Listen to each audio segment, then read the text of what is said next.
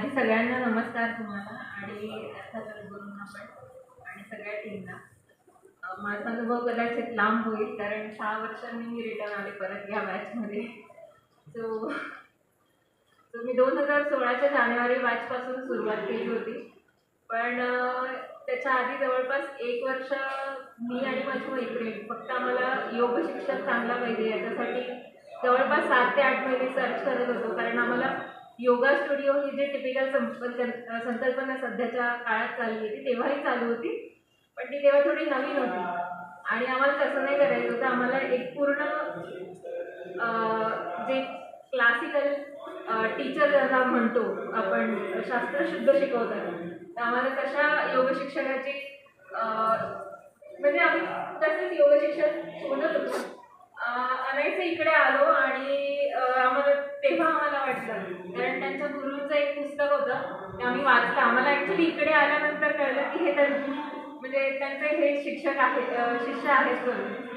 So असं सगळं एकंदरीत प्रवास होता. पण मी तेव्हा कंटिन्यू नाही केलं कारण तेव्हा बऱ्यापैकी मी मॅरेथॉन प्रॅक्टिसेस वगैरे चालू केलेल्या. सो प्रत्येक नंतर योगा प्रॅक्टिस थोडी मागे पडली.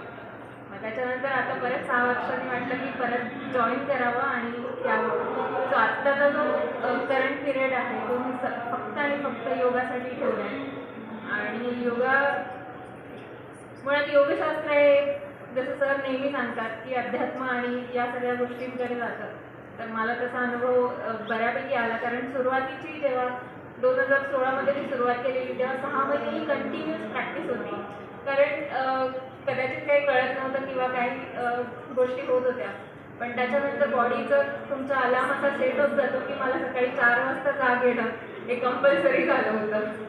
सो बऱ्यापैकी उत्तम अनुभव आला आणि त्यांच्याकडून बऱ्याच गोष्टी शिकायला मिळतात. सो सकाळी इथे येणारा सूर्य आणि इथून एक शिक्षक भेटणं खूप चांगली गोष्ट आहे. सो मला वाटतं सगळ्यांनी यावरच कारण त्यावेळेसही बघितलं होतं की बरेच सारे स्टुडंट्स काही रेग्युलर काढतात, तर तसं काढू नका. सुरुवातीचं तुम्हाला कदाचित थोडंसं स्लो वाटू शकतं कारण सगळ्यांचं वय इथे सारखं नाही आहे, त्यामुळे त्या वयानुसार पण त्यांना ॲडजस्टमेंट करावी लागते.